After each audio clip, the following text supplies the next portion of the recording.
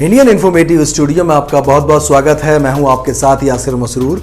एक बार फिर आपके साथ मौजूद हैं, रूबरू हैं। आज जिस बात पे हम जिक्र करेंगे वो बात तो थोड़ी सी पुरानी है, लेकिन ये बात करना इसलिए ज़रूरी है क्योंकि कुछ चेहरे गोदी मीडिया के छुपे हुए हैं, उन चेहरों को उजागर करना भी ज़रूरी है। तो आज अपनी इस स्टोरी में मेरे पास ये पूरा का पूरा ये चिट्ठा है, काला चिट्ठा है गोदी मीडिया का, कि किस तरीके से गोदी मीडिया वाकई ही गोदी मीडिया है या वाकई गोदी मीडिया के जो काम है, जो उनकी ड्यूटी है, जो उनका कर्तव्य है, उस काम को वो नहीं कर रहे हैं।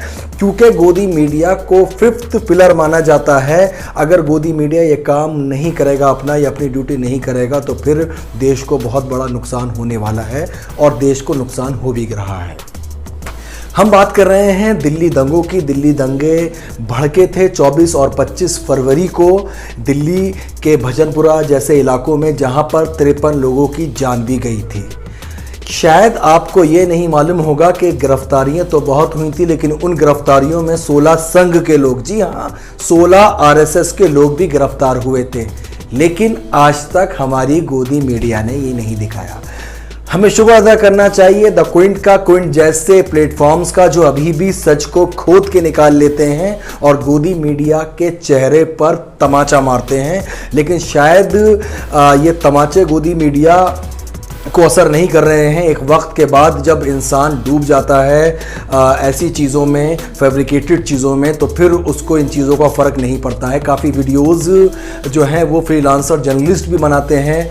बहुत से एंकर्स आपने देखा होगा कि जो कभी ना कभी किसी न्यूज़ चैनल पर आपको दिखते होंगे, लेकिन अब उन्होंने अपने यूट्यूब चैनल से अलग प्लेटफॉर्म सेट कर लिए हैं। वो इसलिए कर रहे हैं क्योंकि उनकी गैरत ने जवाब दे दिया कि वो पैसे के लिए फैब्रिकेटेड छोटी न्यूज़ नहीं बना सकते। बहरहाल हम खबर की तरफ पहुंचते हैं। 24 और 25 फरवरी को दिल्ली के भजनपुरा और इलाकों में जो हैं दंगे भड़के थे।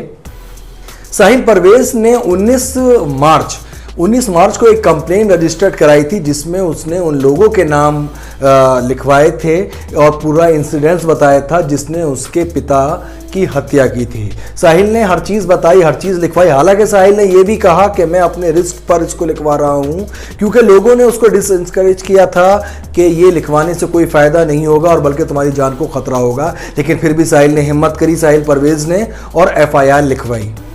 9 अप्रैल, जी हाँ आप डेट्स देखिए, 24 और 25 फरवरी को दंगे हुए। 19 मार्च को FIR लिखवाई। FIR में बहुत सी धाराएं नहीं थी। उसके बाद फिर साहिल परवेज ने विस्तार से चीज़ों को बताया, ऐड कराया, लोगों के नाम बताए क्योंकि वो चश्मदीद गवाह है। उसके बाद FIR भारी हुई, वजनी हुई। उसके बाद 9 अप्रैल को 16 RSS के लोगों की गिरफ्तारी हुई। तो कहने का मतलब यह है कि 16 लोगों की गिरफ्तारी के बारे में किसी मीडिया हाउस ने नहीं बताया, किसी ने आपके बारे में जानकारी नहीं दी क्योंकि वो बिजी थे सफूरा जरगर को फ्रेम करने में, वो बिजी थे उसके बाद तबलीगी जमात को लेकर और मोहम्मद साद को लेकर। क्योंकि अप्रैल में जब कोरोना वायरस की खबरें चल रही थी तो सिर्फ और सिर्फ हर चैनल पे तबलीगी जमात मौलाना साद का ही जिक्र हो रहा था। देखिए वो लोग अगर कसूरवार थे, मौलाना साद, उन्होंने लोगों को अगर गैर कानूनी तौर पर मरकज़ में रखा हुआ था, ठीक है आपने उनकी खबरें चलाई। सफूरा जरगर भी केस में शामिल थी, जैसा उस पर आरोप है, जेल भी रही वो, आपने वो भी खबरें चलाई। बिल्कुल आपने अच्छा किया कि आपका फर्ज ये नहीं था कि जो 16 संघ के लोग जिन पर इतनी संगीन धाराएं लगी हैं, मर्डर 302 से बड़ी क्या धारा होगी, उन धाराओं के तहत उनको गिरफ्तार किया गया है। लेकिन इस गोदी मीडिया ने एक बाइट भी नहीं दिखाई। यानी कि गोदी मीडिया के पास बिल्कुल भी वक्त नहीं था। आपको ऐसा लगता होगा। देखिए गोदी मीडिया के पास वक्त नहीं था या गोदी मीडिया ने दिखाना नहीं चाहा, यह फैसला आपके हाथ में है कि आप क्या सोचेंगे। मैंने यही सोचा अपने जहन से कि गोदी मीडिया ने इसको कवर करना नहीं चाहा, वरना गोदी मीडिया अगर ये किसी और तबके के होते, किसी और रिलीजन के होते, माफ़ कीजिएगा, तो गोदी मीडिया पूरे 24 घंटे इनको दिखाते। किसी लोग से शिकायत नहीं है। दंगे होते हैं, जो दंगे हुए थे उसमें दोनों ही पक्षों के लोग हताहत हुए थे, घर भी जले थे, जानी भी गई थी। अफसोस की बात थी ये, और ऐसा देश में नहीं होना चाहिए।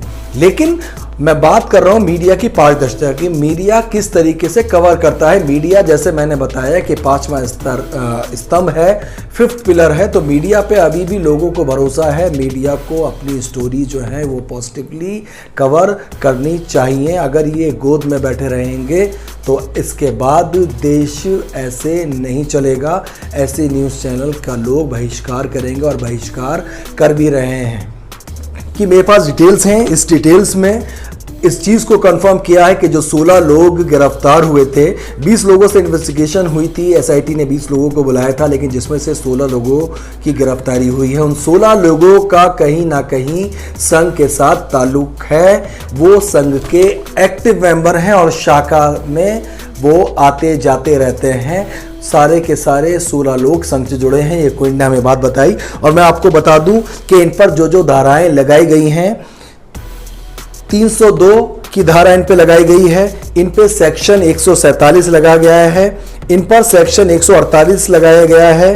इन पर सेक्शन 149 लगाया गया है और इन पे सेक्शन 120 लगाया गया है, 120B, यानी कि मर्डर, दंगा करना, दंगे में डेडली वेपन्स का इस्तेमाल करना, अनलॉफुल असेंबली बनाना यानी समिति बनाना, कॉन्स्पिरेसी करना, इस तरह की जो धाराएं इन पे लगाई गई हैं। यानी कि जो लोग ये जेल में गए हैं वो लंबे नफे हैं।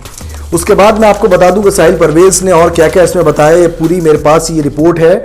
24 और 25 फरवरी को दंगे भड़के, जैसे मैंने आपको पहले बताया। इन लोगों के पास पेट्रोल बम्स थे, बुलेट्स थी और सबसे बड़ी बात ये अब्यूज़ कर रहे थे। यानी कि इनकी जो लैंग्वेज थी वो बेहद भद्दी थी और ये बताती थी कि ये किसी के सिखलाए हुए हैं। ये लोग जो हैं ये असली दंगाई नहीं हैं। यानी कि ये लोग जो हैं, आप समझ रहे हैं मैं क्या कहना चाह रहा हूँ। मैं जो कहना चाह रहा हूँ मैं बताना नहीं चाह रहा, लेकिन आप उसको समझ जाएंगे। बहरहाल भजनपुरा के पुलिस स्टेशन में रिपोर्ट आसिफ परवेज साहिल ने लिखवाई थी। उन्होंने बताया था कि ये दंगे 12 बजे शुरू हुए थे, 24 फरवरी को 25 फरवरी तक चले। लोग मुस्लिम जो मोहल्ले थे उसमें जमा हो रहे थे। मुस्लिम मोहल्ले में जमा होने के बाद जो उनके स्लोगन्स थे, उनके नारे थे, वो ये थे, मुल्ले डैश मुर्दाबाद। डैश में आप खुद ही भर लेंगे। डैश को बताने की आपको ज़रूरत नहीं है कि इस तरह के मानसिकता के लोग क्या बोल सकते हैं। उसके बाद एक और जो नारा लग रहा था, इसी को मैं पूरा करता हूं पहले। मुल्ले डैश मुर्दाबाद, कपिल मिश्रा जिंदाबाद। कपिल मिश्रा जिंदाबाद, इसमें वो भीड़ कह रही थी, ऐसा बताया है साहिल परवेज ने। बताने के साथ साथ ये लिखवाया भी है, लेकिन कपिल मिश्रा पर कोई कार्रवाई नहीं हुई है। शायद कपिल मिश्रा के खिलाफ पर्याप्त सबूत नहीं मिल पाए हैं। बहरहाल उसके बाद जो दूसरा इनका नारा था, देश के गद्दारों को डैश डैश डैश। आप समझ गए होंगे क्योंकि ये बीजेपी के एक बड़े मशहूर नेता हैं। उन्होंने ही ये स्लोगन की इजाद की थी जब शाहीन बाग से रिलेटेड धरने चल रहे थे। तो इस तरह के नारे लग रहे थे।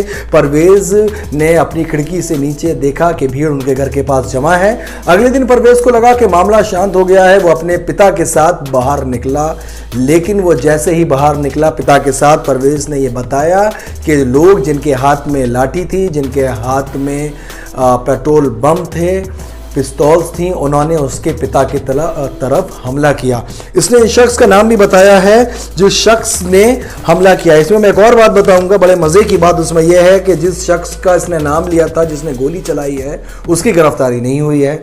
उसकी गिरफ्तारी इसलिए नहीं हुई है क्योंकि उसने कहा है, मैं तो उन दिनों दिल्ली में था ही नहीं, मैं तो इटावा में था और मैं प्रूफ भी कर सकता हूँ। अगर वो कह रहा है तो वो प्रूफ कर देगा कि वो दिल्ली में नहीं था। बहरहाल उसने बताया कि जो लोग खड़े थे उनमें से एक शख्स ने गोली चलाई, यानी कि सुशील ने गोली चलाई उसके पिता की तरफ, और उसके बाद उसके जो पिता थे वो ज़मीन पर गिर गए। साहिल अपनी जान बचाने के लिए भागा। उसने ये भी क्लेम किया है साहिल ने कि वो दूर से देख रहा था कि दिवेश और जयवीर, उसके पिता की जो बॉडी थी या जान उस वक़्त होगी उनके अंदर, वहाँ पहुँचे, उसमें लात मारी और जितनी जो चीज़ें थी उसके पॉकेट से वो निकाल ली।